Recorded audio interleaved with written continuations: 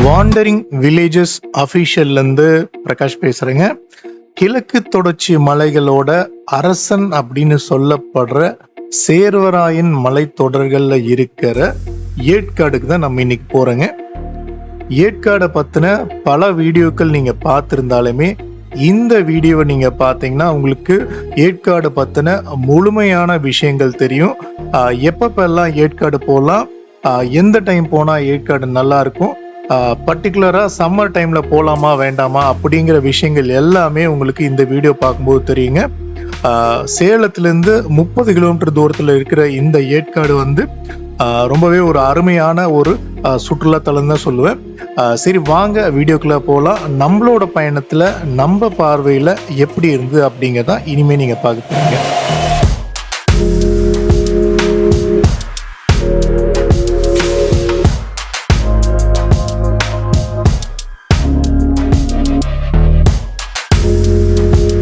ஏற்காடு மலையில் 20 hairpin Benz இருக்குங்க. ஓட்டுறதுக்கு வந்து ரோடு வந்து சூப்பராக இருக்கு.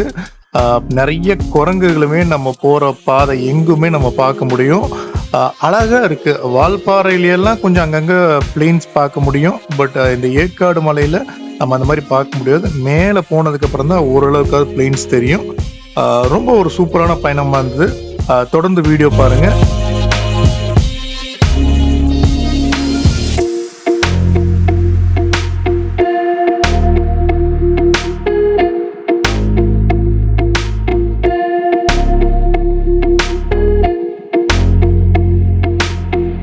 ஏற்காடுக்கு நம்ம நிறைய ஃபேமிலிஸ் வந்து பைக்கில் வரதை பார்க்க முடியுதுங்க.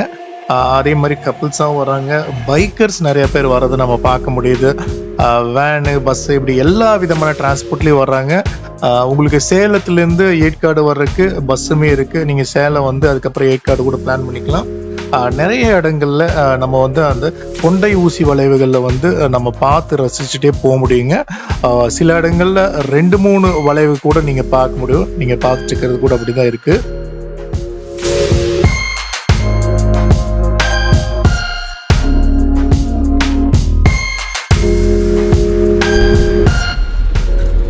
சாலப்பாறை முனியப்பன்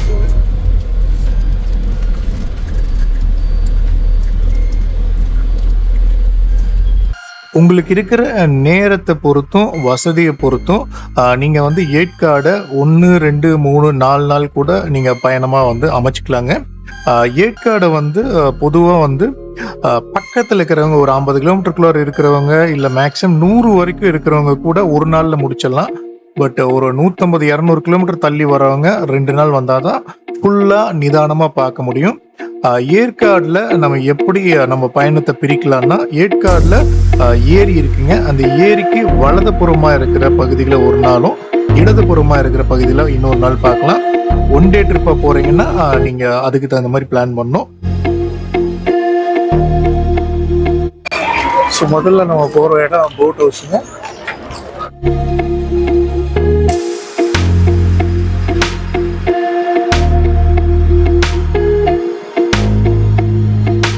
ஏற்காடு வர்றவங்க எல்லாருமே இந்த போட் ஹவுஸ்க்கு வராம மேக்ஸிமம் போறது கிடையாதுங்க. போட் ஹவுஸ்ல என்னென்ன சார்ஜஸ் இருக்குன்னு சொல்லி நான் உங்ககிட்ட முதல்ல காமிச்சேன்.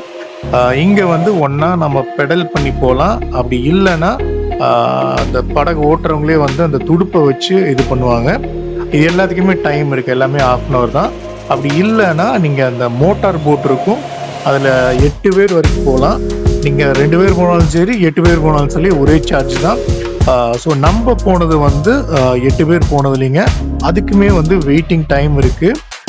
ஆனால் அழகாக வந்து இங்கே வந்து நம்பர் போட்டு கொடுத்துட்றாங்க. அந்த நம்பரை வந்து மைக்லி அனௌன்ஸ் பண்ணிடுறாங்க. நார்மலாக அந்த பெடல் போட்டெல்லாம் பார்த்தீங்கன்னா அது வந்து 1 மணி நேரம் 1.5 மணி நேரம் வந்து லீவு நாட்கள் ஆகுங்க.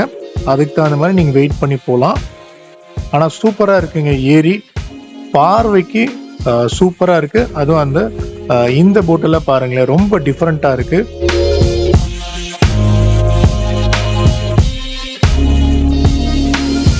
மோட்டார் போட்ல வந்து நம்மள ஏரியா ஃபுல்லாவே சுத்தி காமிக்கிறாங்க. மற்ற போட்ல எல்லாம் வந்து நீங்க பெடல் பண்ணி போறது இல்ல அவங்க இந்த துடுப்பு வச்சு பண்றதுங்கிறது சாத்தியம் இல்லை. இந்த போட் வந்து ஒரு 10 நிமிஷம் டைம் ஆகுதுங்க. 10 நிமிஷத்துலேயே அந்த ட்ரிப் முடிஞ்சுது. இது மாதிரி ஆட்டி ஆட்டி அப்பப்போ கொண்டு போகிறாங்க. அதுதான் வந்து இந்த போட்டில் வந்து ரொம்ப சூப்பராகவும் த்ரில்லிங்காக இருந்ததுன்னு தான் சொல்லுங்க.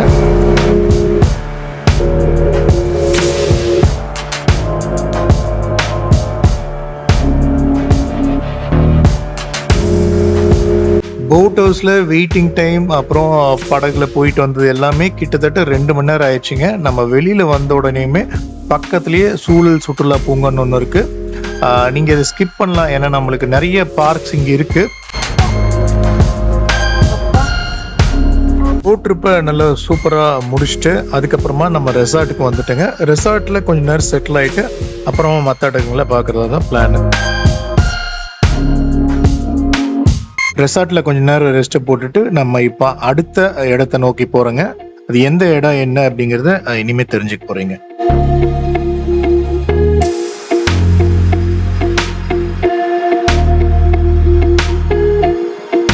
ஸோ அடுத்தது நம்ம கிளியூர் ஃபால்ஸ் போகிற ரோட்டில் தான் இருக்கோம். இங்கேருந்து கொஞ்சம் தூரம் போனால் கிளியூர் ஃபால்ஸ் வந்துடும். ரொம்ப அமைதியாக இருக்குது, பெருசு பெருசாக இருக்குது பாருங்கள் மரங்கள். இங்கெல்லாம் பார்க்கிங்கே ஒன்றும் கிடையாது, ப்ரைவேட் பார்க்கிங் மாதிரி ஏதோ இருக்குது.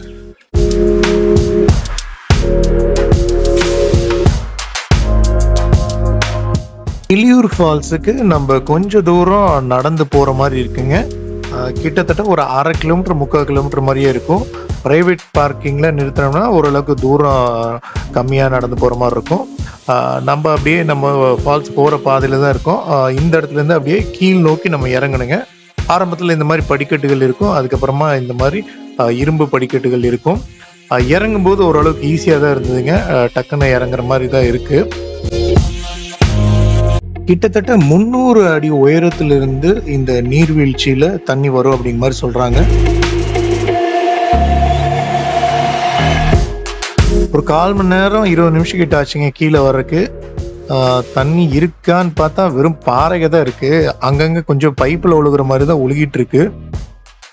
ஸோ இந்த டைமில் வந்தால் தண்ணி இருக்கிறது ரொம்ப சந்தேகம் தாங்க. அதனால் முடிஞ்ச அளவுக்கு இந்த இடத்துக்கு வயசானவங்களோ இல்லை உடம்பு முடியாதவங்க இதை வந்து அவாய்ட் பண்ணுறது நல்லது.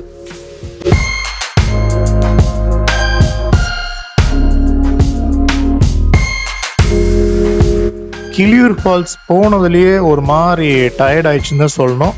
சரி, அடுத்ததான் எங்கே போகலாம் அப்படின்னு பார்க்கும்போது தான் நம்ம கண்ணில் பட்டது அண்ணா பூங்காங்க. இதுவுமே வந்து நம்ம முதல் நாளில் போகிறதா தான் வந்து பிளான் பண்ணியிருந்தோம்.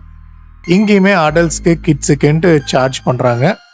சரி வாங்க, இந்த அண்ணா பார்க் வந்து எப்படி இருந்தது என்ன அப்படிங்கிறத இனிமேல் பார்க்க போகிறோம்.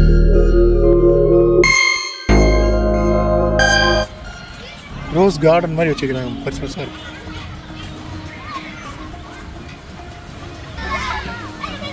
கிட்ஸ் விளையாடுறதுக்கான இடங்க. இல்லை மேலே ஏறி செலுத்துறாங்க, இது மாதிரி டிஃப்ரெண்ட்டாக இருக்குது.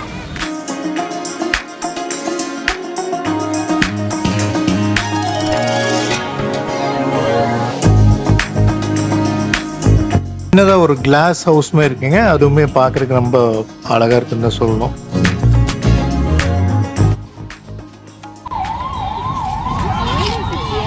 மண்ணை காக்க பிளாஸ்டிக் தவிர்க்கணும்னு போட்டு வச்சிருக்கு. பூரா பார்க்கில் பூரா பிளாஸ்டிக் தொட்டியே இருக்குது. என்னத்தை சொல்ல, எவ்வளோ கான்ட்ரடிக்டியாக இருக்குது. அண்ணா பூங்காவுக்கு எதிர்த்த மாதிரியே ஏரி பூங்கா இருக்குங்க. இதுவுமே ரொம்ப அழகாக இருக்குது. என்ட்ரி டிக்கெட்டுமே சார்ஜ் பண்ணுறாங்க. அந்த குளத்தை சுற்றி வருது. உங்களுக்கு நேரம் இருக்குன்னா நீங்கள் இந்த பார்க் போங்க, அதர்வைஸ் நீங்கள் ஸ்கிப் பண்ணலாம். இந்த பார்க் எல்லாமே ஒரு 2 நாளுக்கு மேலே நம்ம இங்கே தங்கி இருக்கிற மாதிரி இருந்தால் இது எல்லாமே எக்ஸ்ப்ளோர் பண்ணலாம். அதர்வைஸ் நம்மளோட அடுத்த இதுக்கு போகலாம். நம்ம வந்து முதல் நாள் பயணத்தை வந்து ரொம்பவே சுருக்கமாக தான் வச்சுக்கிட்டோங்க. ஏன்னா அந்த கிளியூர் ஃபால்ஸ் ஏரியானுங்களே ஒரு மாதிரி கொஞ்சம் டயர்டாகி போச்சு. அதனால் முதல் நாள் ட்ரிப் வந்து முடிஞ்சுது. 2ஆவது நாள் தான் நம்ம நிறைய இடங்களை பார்க்குறத பிளான் பண்ணியிருக்கோங்க.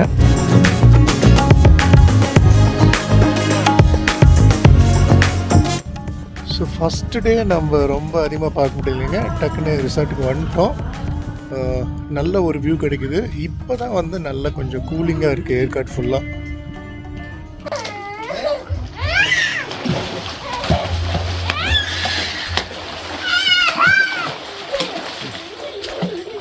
முதல் நாளை விட 2வது நாள் நம்ம வந்து நிறைய இடங்களை பார்க்க முடிஞ்சுது. ஒரு அருமையான அருவிக்குழியிலுமே போட முடிஞ்சுது. நிறைய வியூ பாயிண்ட்ஸ் வந்து 2வது நாள் தான் கவர் பண்ணோம். அப்புறம் ஒரு ஆக்சிடென்ட்டுமே ஆச்சு போகிற பாதையில். வாங்க அதை பற்றி எல்லாமே நம்ம இனிமே பார்ப்போம்.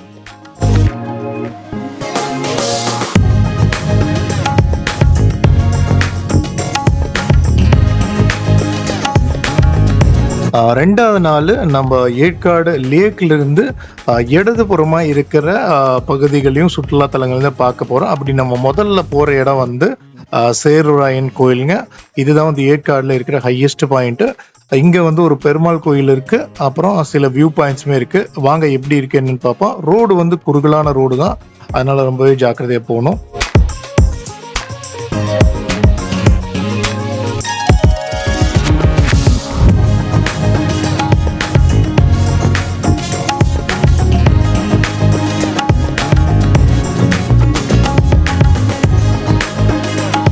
சேர்வராயன் கோவிலோட மேல் பகுதியில தான் வந்து நம்ம நின்றுட்டு இருக்கோங்க. அந்த முன்னாடி மண்டபம் மாதிரி தெரியுது இல்லைங்களா, அதுக்கு அப்படியே பின்னாடி தான் வந்து இந்த மண் இருக்கு இல்லையா, மண்மலை, அதுக்கு கீழே தான் இருக்கு. ஒரு குகை மாதிரியான ஒரு அமைப்புல தான் வந்து சேர்வராயன் சாமி வந்து இருக்காரு. நம்ம அப்படியே பாதிக்கு மேல பெண்டாகி தான் போக முடியுங்க. இந்த கோயில் வந்து கிட்டத்தட்ட ஒரு 200 வருஷத்துக்கு முன்னாடி மலைவாசி மக்களால கட்டப்பட்டதா சொல்றாங்க. இந்த கோயிலோட பேர் இப்படி வந்ததுக்கே வந்து ஒரு சுவாரஸ்யமான வரலாறு இருக்குங்க. அதாவது பக்தியில ஆழ்ந்து இருக்கிற ஒரு சேர்வைக்காரர் பட்டாளத்துல வேலை செஞ்சவர் இந்த கோயிலுக்கு வந்திருக்காரு. இந்த கோயிலே தங்கி சாமியை கும்பிட்டு வந்திருக்காரு. அவர் இறந்ததுக்கு அப்புறமா வந்து அவருடைய பேரையே வந்து இந்த கோயிலுக்கு கூட்டி சேர்வைக்காரன் சாமி, சேர்வராயன் சாமி அப்படிங்கிற மாதிரி சொல்லியிருக்காங்க. ஆனா அது நாள் போக்குல அப்படியே ராமசாமி அப்படின்னு பேரை மாத்தினா கூட சேர்வராயன் சாமி அப்படிங்கிறத வந்து தொடர்ந்து இருந்திருக்குங்க. அதனாலதான் இந்த கோயிலை வந்து சேர்வராயன் கோயில் அப்படிங்கிற மாதிரி சொல்றாங்க. நல்ல ஒரு கோயிலா இருக்கு. குகைக்குள்ளார போய் வர்றது வந்து நம்மளுக்கே வந்து ஒரு வித்தியாசமா இருக்குன்னு சொல்றாங்க.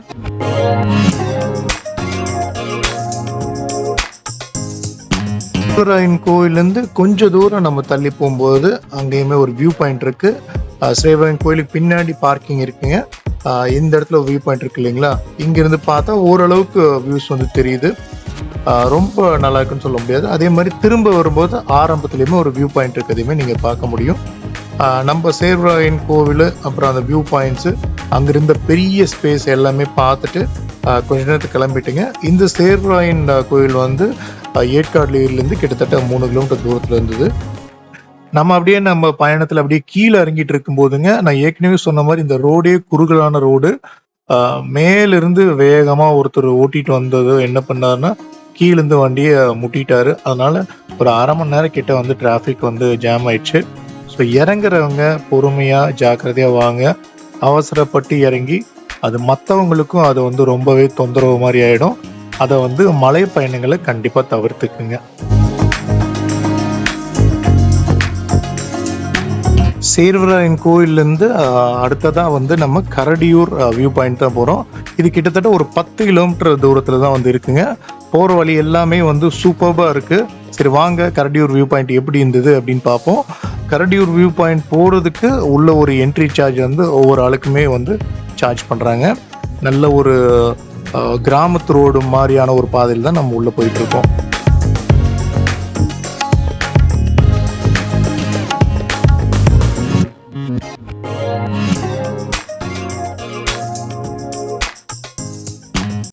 ஒரு ஆஃப் ரோடு ட்ரிப் மாதிரி தான் வந்து இந்த கரடியூர் காட்சி முனை வரைக்கும் இருக்குங்க.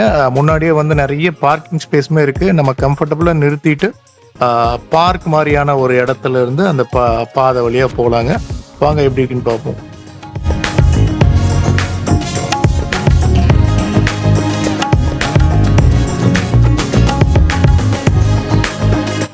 சேர்வராயன் கோவில் இருந்த வியூ பாயிண்ட் விட இந்த கரடியூர் வியூ பாயிண்ட் வந்தீங்க உண்மையிலேயே அற்புதமா இருந்ததுன்னு சொல்லணும்.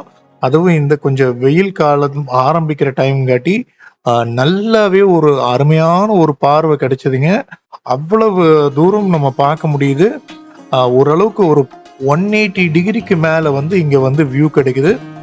கண்டிப்பா ஏற்காடு வரும்போது இந்த வியூ பாயிண்ட்டை மிஸ் பண்ணாமல் வந்து பாருங்கள், அவ்வளோ நல்லா இருக்குது.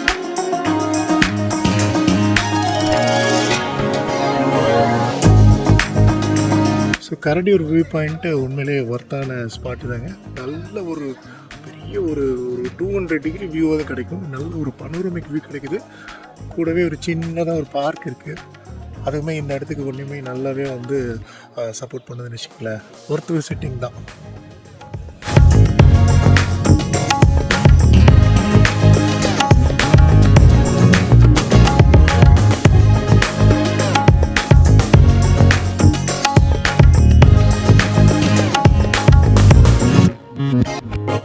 நேத்திக்கு வந்து கிளியூர் ஃபால்ஸில் தண்ணி இல்லாதங்காட்டி அங்கே எதுவும் குளிக்க முடியலைங்க. இன்னைக்கு 2வது நாளில் சேர்வராயன் கோயில் பார்த்துட்டோம். கரடியூர் காட்சி முனை பார்த்ததுக்கு அப்புறமா நல்லூர் அருவிக்கு போகிறேங்க.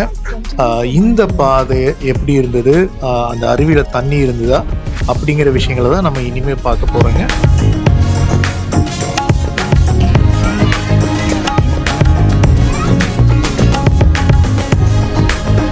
நல்லூர் அருவி போற பாதை எங்குமே மிக மிக அற்புதமா இருந்ததுங்க. ரோடு எல்லாமே அவ்வளோ அழகா போட்டு வச்சிருக்காங்க. 2 பக்கம் பாருங்க, செம சூப்பரா இருக்கு. ஏற்காடுல இந்த ரோடு வந்து ஒன் ஆஃப் தி பெஸ்ட் ஸ்ட்ரெச்ன்னு தான் நான் சொல்லுவேங்க.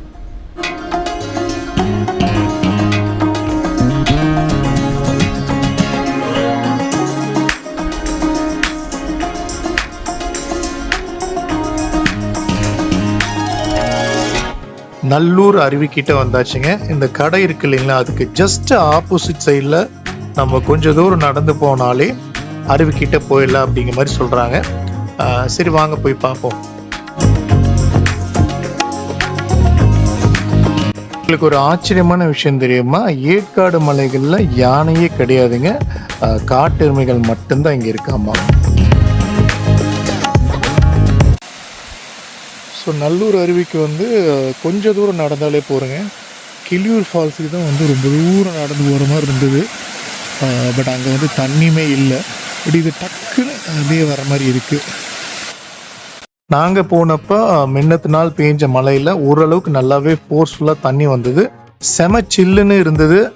நம்ம டக்குன்னு அந்த அருவிக்கிட்ட போகிறதுக்கும் முடிஞ்சது. இங்கே ரொம்ப கூட்டம் வரதில்லை. ஏன்னா இந்த நல்லூர் அருவி வந்து ஏற்காடு ஏரியிலேருந்து கிட்டத்தட்ட 20 கிலோமீட்டர் தூரத்தில் இருக்குங்க.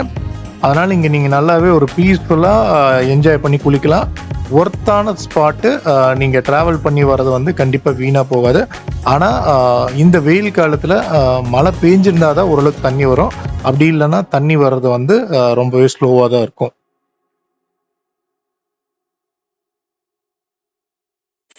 வெறும் 5 நிமிஷம் பயணத்தில் நம்ம நல்லூர் அருவிக்கு போயிடலாங்க. சூப்பரான இடம், சீனிக்கான பிளேசஸ். மேக்ஸிமம் எல்லாருமே போகலாம், மிஸ் பண்ணாமல் போங்க ஏற்காடு வந்தீங்கன்னா. ஏற்காடில் நம்ம இந்த மாதிரி அவங்க மிளகு பறிக்கிறத வந்து அங்கங்கே நம்ம பார்க்க முடியுதுங்க. அதுக்குன்னு ஒரு கம்பி மாதிரி, ஸ்டெப் கம்பி மாதிரி வச்சுக்கிறாங்க. அதில் பெண்கள் வந்து ஏறி பறிக்கிறத நம்ம பார்க்க முடியுது அங்கங்கே ஏற்காடில் எல்லா இடத்துலையுமே.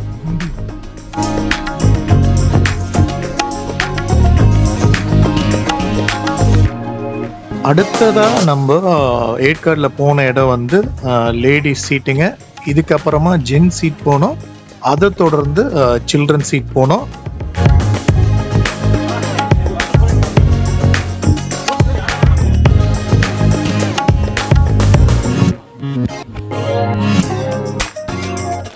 முதல்ல இருந்த லேடிஸ் சீட்டில் இருக்கிற வியூஸ் வந்து ஓரளவுக்கு தான் இருந்ததுன்னு நான் சொல்லுவேங்க. சரி வாங்க ஜென் சீட்டில் போய் பார்ப்போம், அங்கே எப்படி இருக்குன்னு பார்ப்போம்.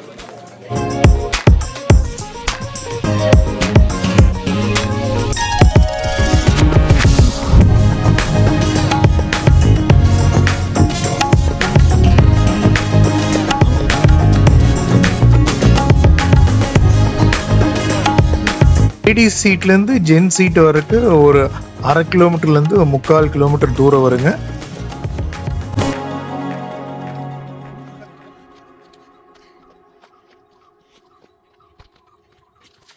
லேடிஸ் சீட்லேருந்து ஓரளவுக்கு நல்ல உயரத்தில் ஜென் சீட்டை வந்து அமைச்சிருக்காங்க. இந்த இடமே ஓரளவுக்கு பரவாயில்ல, ஜென் சீட்டை விட இது கொஞ்சம் பெட்டராக தான் இருக்குது. மேலேருந்து ஒரு நல்ல கீழ் நோக்கின பார்வை வந்து சூப்பராக கிடைக்குது. அதே மாதிரி நம்ம கீழே அங்கங்கே வண்டிகள் போகிறதுமே பார்க்க முடிஞ்சுது நம்மளால. பாருங்க வண்டிகள் போகிறதுமே தெரியுது. லேடிஸ் சீட்டு, ஜென்ஸ் சீட்டு, சில்ட்ரன் சீட்டு இது எல்லாமே குயிக்காக பார்த்துலாங்க. அதனால் நீங்கள் இதெல்லாமே லாஸ்ட்டாக கூட வச்சுக்கலாம் உங்களோட ஏற்காடு ட்ரிப்பில்.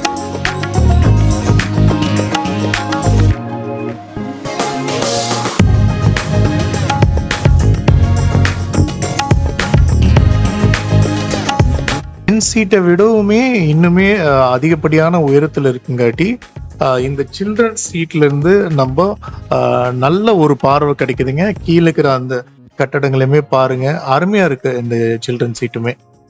சில்ட்ரன் சீட் எல்லாம் பார்த்துட்டு வரும்போது ரோஸ் கார்டன் பக்கத்துலேயே இருந்ததுங்க, கொஞ்சம் தூரத்தில். உங்களுக்கு வேணா போங்க. அதெல்லாம் தாண்டி வரும்போது நம்ம ஏற்காடு மான்ஃபோர்ட் ஸ்கூலுமே பார்க்க முடிஞ்சதுங்க. இதெல்லாம் ரொம்ப பழைய ஸ்கூல், ரொம்ப பணக்கார குழந்தைங்க படிக்கிற ஸ்கூல் இது. ஆனால் இதெல்லாம் பார்த்துட்டு நம்ம அடுத்ததாக எங்கே போகிறோம் அப்படின்னு பார்க்கும்போது நம்ம பக்கோடா வியூ பாயிண்ட் போகலாம் அப்படின்ட்டு நம்மளோட பிளான்ல இருந்தது. இப்போ அங்கே தான் போக போகிறோங்க. ஸோ லாஸ்ட்டாக பகோடா பாயிண்ட் வியூ வந்திருக்குங்க. நல்லா இருக்கிற மாதிரி தான் இருக்குது. சரி, இவங்க வச்சுருக்கிற பாயிண்ட் வழியாக போவோம். பகோடா வியூ பாயிண்ட் வந்து உண்மையிலேயே நல்லா தான் இருந்ததுங்க. நீங்கள் அந்த மலைத்தொடரில் பார்த்தீங்கன்னா அப்படி தூரத்தில் அது அந்த காட்சி அமைப்பே வந்து வித்தியாசமாக இருந்தது மற்ற வியூ பாயிண்ட்ஸை விட.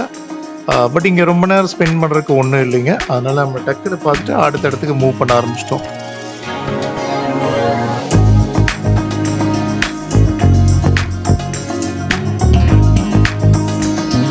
பகோடா பாயிண்ட் வியூ பார்த்துட்டு அப்படியே ஏற்காடை நோக்கி வரும்போது நம்ம கண்ணில் பட்டதாங்க பீக்கு பார்க்கு. பீக்கு பார்க்கில் நிறைய பேர்ட்ஸும் அப்புறம் நிறைய விதமான அனிமல்ஸ் இருக்கதா சொன்னாங்க. சரி வாங்க எப்படி இருக்கு என்ன அப்படிங்கிறத பார்க்கலாம்.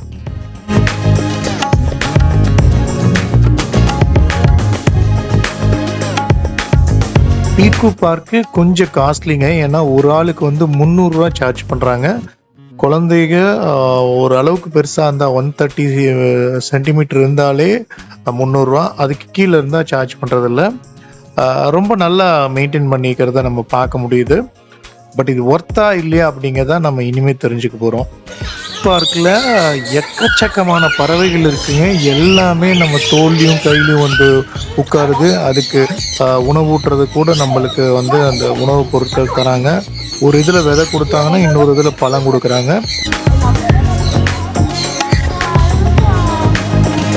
அது மாதிரி 2 செக்ஷன் இருக்குது. ரெண்டையும் பார்த்து வெளியே வரும்போது நம்ம கேமல்ல இருந்து நிறைய விதமான அனிமல்ஸை வந்து ஓரளவுக்கு வெளியே வச்சிருக்காங்க.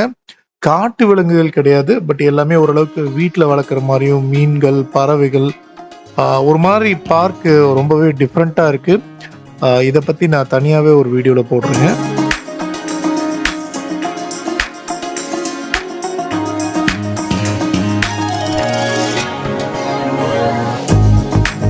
அவ்வளோதாங்க, பார்த்தாச்சு, கிளம்பிட்டோம். ஓவராலாக ஒரு 1 hour ஸ்பெண்ட் பண்ணலாம் இந்த பார்க்கில். ஏற்காடில் 2 நாளுக்கு அதிகமாக இருந்தீங்கன்னா நீங்கள் இந்த ஸ்கை பார்க்கு அப்புறம் மற்ற ஆக்டிவிட்டி பார்க்கில் போகலாம். பட் எல்லாத்துக்குமே வந்து சார்ஜ் பண்ணுறாங்க, அதையும் நீங்கள் பார்த்துக்கோங்க.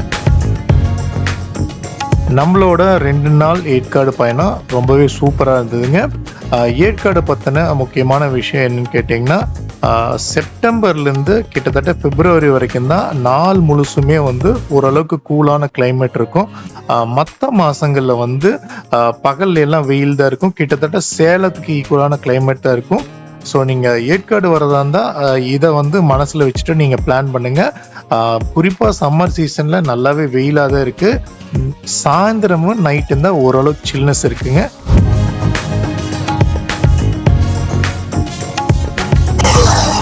Tata bye bye Yercaud. இன்னொரு பயணத்தில் சந்திப்போம். நல்லா இருட்ட ஆரம்பிக்கிற டைமில் சேலம் எப்படி தெரியுது பாருங்கள். அட்லீஸ்ட் சேலம் சுற்றி இருக்கிற பகுதிகள்.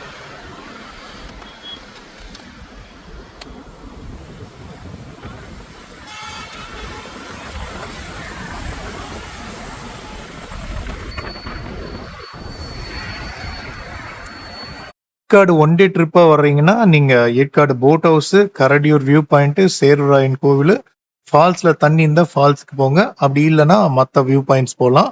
2 நாள் ட்ரிப் வர்றீங்கன்னா நம்ம போன மாதிரியே நீங்க கிட்டத்தட்ட ஷெட்யூல் பண்ணலாம். 3 நாள் ட்ரிப்னா பார்க் எல்லாம் நீங்க சுத்தி பார்க்கலாம். வீடியோ பிடிச்சிருந்தா சேனல் சப்ஸ்கிரைப் பண்ணி நம்மளோட மற்ற வீடியோஸும் பார்த்து சப்போர்ட் பண்ணுங்க. நன்றி.